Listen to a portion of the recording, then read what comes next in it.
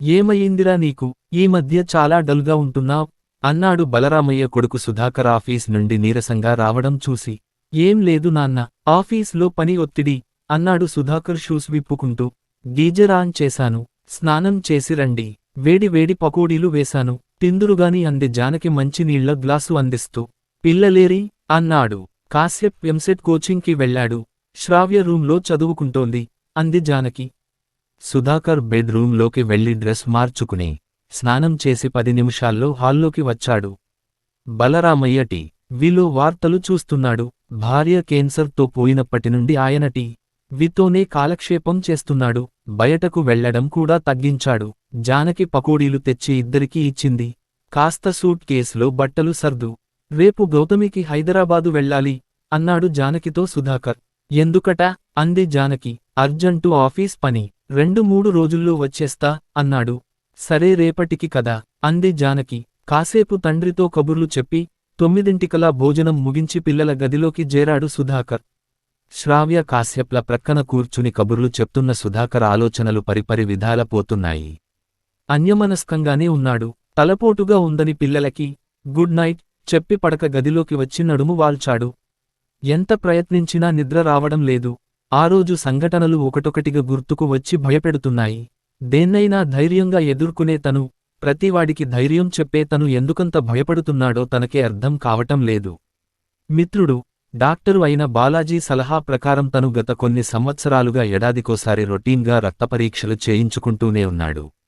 వయస్సు 45 దాటాక కొన్ని పరీక్షలు చేయించుకుంటేనే మంచిది. అందులో ప్రోస్టేట్ స్పెసిఫిక్ యాంటిజెన్ ముఖ్యమైనది.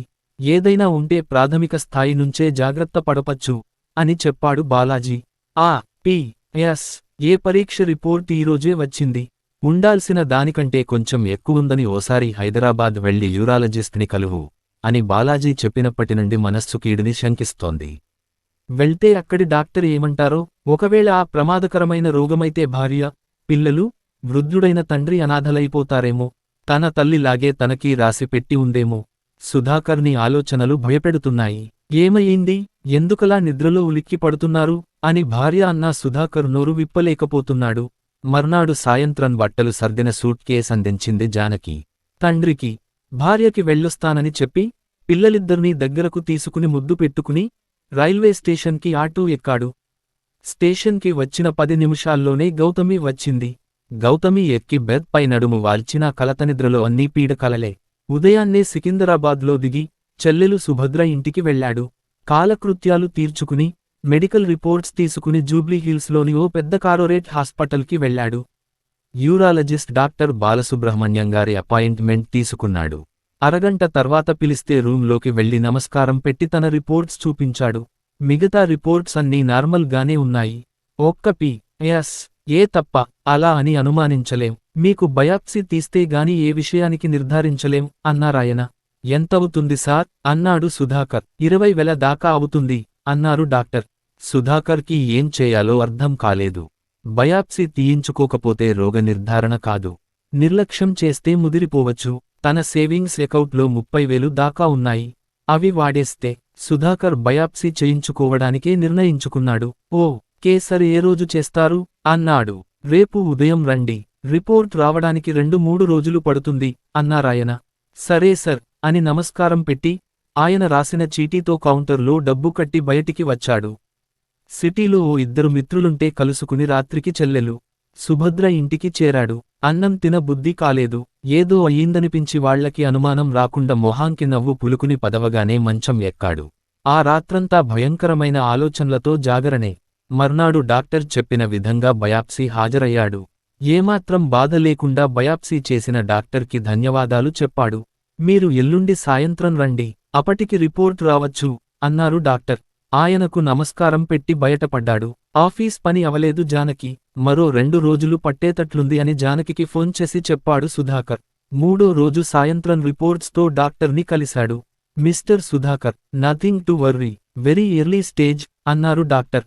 సర్ అంటే అన్నాడు సుధాకర్ గుండె దిటవు చేసుకుని. పాజిటివ్ వచ్చింది. దీనికి రోబోటిక్ సర్జరీ చేయాలి. 4 లక్షలవుతుంది. 3 రోజులు హాస్పిటల్లో ఉండాలి. 3 వారాలు డైపర్స్ వాడాలి. మరో 3 నెలలు మందులు వాడాలి అన్నారాయన. సుధాకర్కి నోట మాటలేదు. రిపోర్ట్ పాజిటివ్ వచ్చిందంటే తనకు ఆ పదం తలుచుకోడాంకే సుధాకర్కు ధైర్యం చాలడం లేదు. తన తల్లి ఆ వ్యాధి ముదిరిపోయే మరణించింది. తనకేదైనా జరిగితే తన కుటుంబం అంతా అనాథలై రోడ్డున పడతారనే ఊహే భయంకరంగా ఉంది. ఏమంటారు?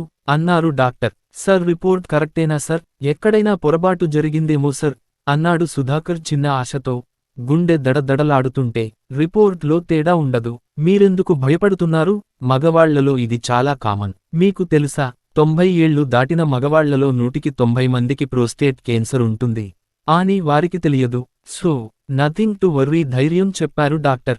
సుధాకర్కు నిస్సత్తువ ఆవరించింది. సర్, నేను డబ్బు చూసుకుని వస్తాను సర్ అన్నాడు రిపోర్ట్స్ తీసుకుని లేచి నుంచున్నాడు. ఓకే మీ ఇష్టం, త్వరగా చేయించుకుంటే మంచిది అన్నారాయన. నెమ్మదిగా రూంలోంచి బయటికి వచ్చాడు. గుండె వేగంగా కొట్టుకుంటోంది. వళ్లంతా చెమటతో తడిసిపోతోంది.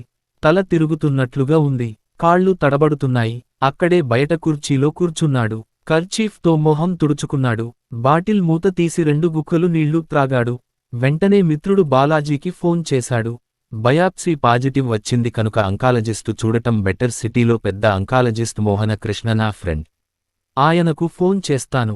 ఇప్పుడే ఆయన్ని కలువు అన్నాడు బాలాజీ. డాక్టర్లు క్యాన్సరును తగ్గించడానికి అవసరమైన చికిత్స చేస్తారు. కాని నువ్వు క్యాన్సరుని జయిస్తావా? క్యాన్సర్ నిన్ను జయిస్తుందా అనేది నీ మానసిక స్థైర్యాన్ని బట్టి ఉంటుంది. జీవితం చాలా విలువైనది. అంతటి విలువైన జీవితాన్ని పోరాటం చేయకుండా క్యాన్సరుకి సరెండర్ చేయకు అని అతని డాక్టర్ ఫ్రెండ్ చెప్పాడు. సరే అని చెప్పి క్యాంటీన్కొచ్చి కాఫీ త్రాగాడు. ఓ 10 నిమిషాలు స్థిమితంగా కూర్చున్నాడు. ఆటో మాట్లాడుకుని మోహనకృష్ణ హాస్పిటల్కు వచ్చాడు. హాస్పిటల్లో ఆడా మగా చిన్నా పెద్ద అన్న భేదం లేకుండా రోగులతో కిక్కిరిసిపోయి ఉంది. వెయిటింగ్ హాల్లో కూర్చోడానికి కూడా జాగా లేదు. డాక్టర్ అపాయింట్మెంట్ తీసుకుని ఓ మూల కూర్చున్నాడు. 1 గంట, 2 గంటలు గడిచింది. ప్రపంచంలో తనకొక్కడికే ఆ రోగం వచ్చిందని భయపడిన సుధాకర్ అంతమంది అదే రోగంతో చిన్నా పెద్ద అనే తేడా లేకుండా రావడం చూసి ధైర్యం తెచ్చుకున్నాడు. చుట్టూ చూశాడు. తన కుడి ప్రక్క కూర్చున్న ముసలాయన్ని పలకరించాడు. అతడు అదే సమస్యతో 5 సంవత్సరాలు క్రితం ట్రీట్మెంట్ తీసుకున్నట్ట. అప్పట్నుంచి సంవత్సరానికోసారి చెకప్కొస్తున్నట్ట. అయితే తను ఓ 5 సంవత్సరాలు బ్రతకచ్చన్నమాట. తన ఎడమ ప్రక్కన ఊర్చున్నామెను పలుకరించాడు. ఆమె బ్రెస్ట్ కేన్సర్కు 10 సంవత్సరాల క్రితం ట్రీట్మెంట్ తీసుకున్నానని, చెకప్కొచ్చానని చెప్పింది. సుధాకర్కు మరింత ధైర్యం వచ్చింది. ఎదురుగా 10 ఏళ్ల పాప. ఏం కేన్సరో తెలియదు. అమాయకంగా ఆడుకుంటోంది. డాక్టర్ మోహనకృష్ణ నుంచి పిలుపు రాగానే రిపోర్ట్స్తో డాక్టర్ రూంలోకి వెళ్లాడు. రిపోర్ట్స్ చూసిన ఆయన చిన్నగా నవ్వాడు. మీ కూడా ఎవరైనా వచ్చారా అని అడిగాడు.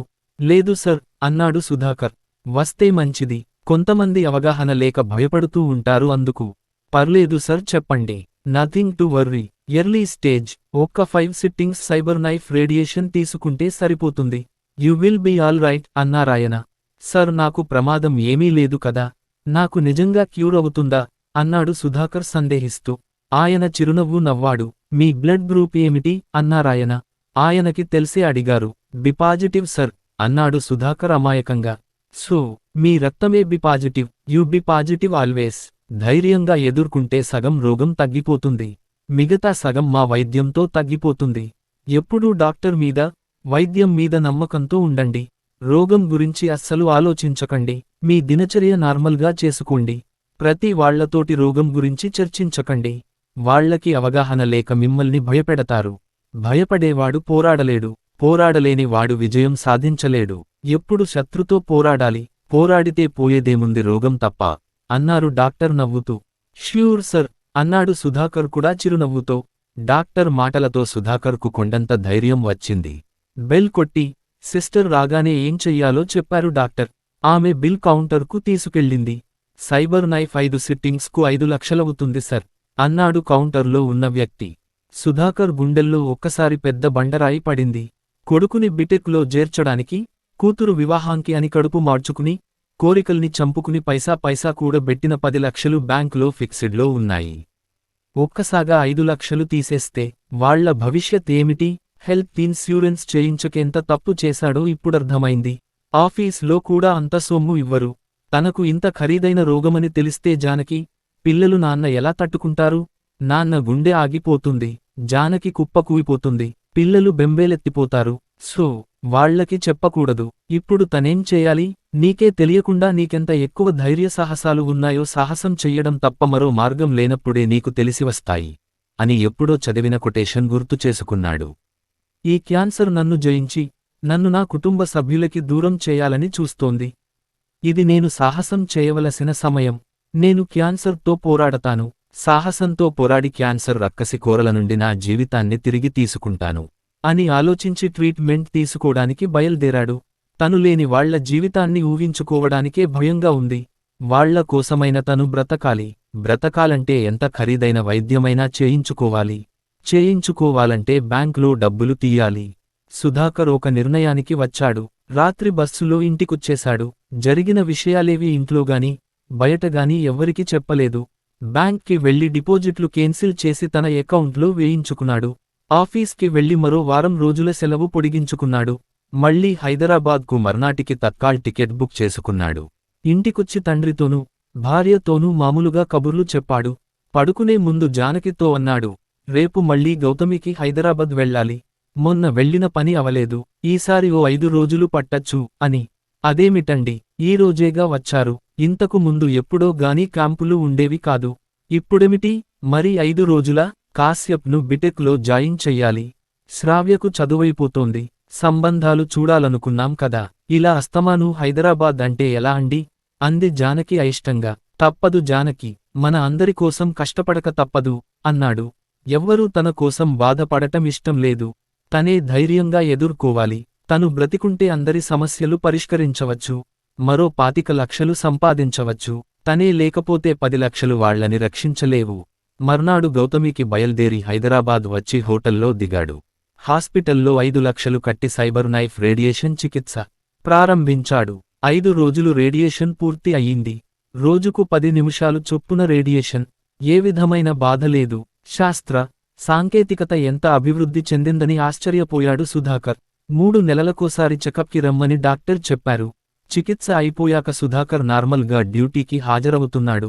మూడోసారి హైదరాబాద్ చెకప్కి వెళ్లినప్పుడు రాత్రి హోటల్లో పడుకునే ఉండగా జానకి నుండి ఫోన్ వచ్చింది. హల్లో జానకి అన్నాడు సెల్ ఆన్ చేసి. మీరు హోటల్లో ఎందుకు దిగారు? మీ ప్రక్కన ఎవరున్నారు? అంది జానకి సీరియస్గా. అస్తమాను మా చెల్లెలు వాళ్లని ఇబ్బంది పెట్టడం ఎందుకని? ఆఫీస్ పని కదాని హోటల్లో దిగాను. నా ప్రక్కన ఎవరుంటారు? అదేం ప్రశ్న? అన్నాడు సుధాకర్. అబద్ధాలు చెప్పకండి. 3 నెలలకోసారి ఆఫీస్ పని అని నాతో చెప్పి సెలవు పెట్టి వెళ్తున్నారా లేదా? అంది కోపంగా. గతుక్కుమన్నాడు సుధాకర్. ఎవరు చెప్పారు? అన్నాడు ఏమనలో తెలియక. ఎవరు చెప్తే కరెక్టట? ఈ మధ్య అబద్ధాలు కూడా నేర్చుకున్నారా? ఆ 5 లక్షలు ఎవతికిచ్చారు? నన్ను నా పిల్లల్ని ఏ గంగలో ముంచుతారు? అంది బాధ మిళితమైన స్వరంతో. జానకి ఏం మాట్లాడుతున్నావు? అన్నాడు సుధాకర్ బాధగా. నాకంతా తెలుసండి. మీ ఆఫీస్లో పనిచేసే మూర్తిగారు మీ ఆఫీస్ తాళాల కోసం మనింటికి వచ్చినప్పుడు చెప్పారు. మీరు తరచు సెలవు పెడుతున్నారని, ఆఫీస్ పని కాదని. బ్యాంకులో పనిచేసే మా అక్క కొడుకు రవి మీరు 5 లక్షలు తీసుకెళ్లారని చెప్పాడు. ఒక్కసారి అంత మొత్తం డ్రా చెయ్యాల్సిన అవసరం ఏమొచ్చింది? అంటూ ఏడుపు ప్రారంభించింది. జానకి నా మాటలు నమ్ము. నేను వచ్చాక అన్ని విషయాలు చెబుతాను. నేనేం చేసినా మీ కోసమే చేస్తాను. Be positive. ఎందుకు నెగటివ్గా ఆలోచిస్తావు? నన్ను నమ్మకపోతే ఎవరిని నమ్ముతావు? అన్నాడు సుధాకర్ జానకిని సముదాయిస్తూ.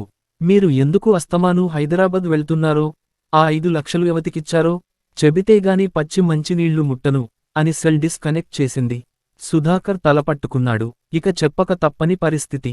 ఎవరికోసమైతే తాను శారీరకంగా, మానసికంగా, ఆర్థికంగా కష్టపడుతున్నాడో వాళ్లే తనని అపార్థం చేసుకుంటే తను చేయగలిగేదేముంది? ఉదయాన్నే డాక్టర్ దగ్గరకు క్వార్టర్లీ చెకప్కు వెళ్లాడు. వెరీ గుడ్ సుధాకర్ గారు, మీరు జయించారు. మా ట్రీట్మెంట్కి మీ ధైర్యం తోడవడంతో బాగా క్యూర్ అయ్యింది. మీ పాజిటివ్ దృక్పథమే మీకు రక్ష. ఇక నుంచి 6 నెలలకు, ఆ తర్వాత సంవత్సరానికోసారి చెకప్కి రండి అన్నాడు డాక్టర్ మోహనకృష్ణ థమ్ప్సప్ గుర్తు చూపిస్తూ. థాంక్యూ డాక్టర్ అన్నాడు సుధాకర్ ఆనందంగా. ఆ రాత్రే బయల్దేరి మర్నాడు ఉదయం ఇంటికి వచ్చాడు. సూట్ కేస్ బెడ్ రూంలో పెట్టి బాత్ రూంకు స్నానానికి వెళ్లాడు. 10 నిమిషాల్లో బాత్ రూంలోచి వచ్చేటప్పటికి సూట్ కేస్ తెరిచి మెడికల్ రిపోర్ట్స్ అన్నీ మంచం మీద పరిచి ఉన్నాయి. జానకి ఆ రిపోర్ట్స్ చదువుతూ కళ్ళు తుడుచుకుంటోంది. సుధాకర్ జానకి ప్రక్క చేరి తలనిమిరాడు. నన్ను క్షమించండి. మీరెంత మానసికంగా నలిగిపోయారో, శారీరకంగా కష్టపడ్డారో గ్రహించలేకపోయాను. ఎందుకింత సాహసం చేశారు? ఒంటరి పోరాటం ఎందుకు చేశారు? మేమంతా ఏమైపోయాము? అంది జానకి వెక్కి వెక్కి ఏడుస్తూ. నిజానికి మీ సపోర్ట్ ఉంటే ఇంకా ముందే రోగం నయమయ్యేది. కానీ మా అమ్మ కేన్సర్తో పోవడంతో నా విషయానికి చెప్తే మీరెవ్వరూ తట్టుకోలేరని భావించి ధైర్యంతో పోరాడటమే కేన్సర్కు దివ్యౌషధము అని గ్రహించాను. పోరాడాను. అందుకే జయించాను అన్నాడు సుధాకర్ జానకిని దగ్గర తీసుకుంటూ. జానకి తన మంగళసూత్రం కళ్ళకద్దుకుంది అతను జయించినందుకు.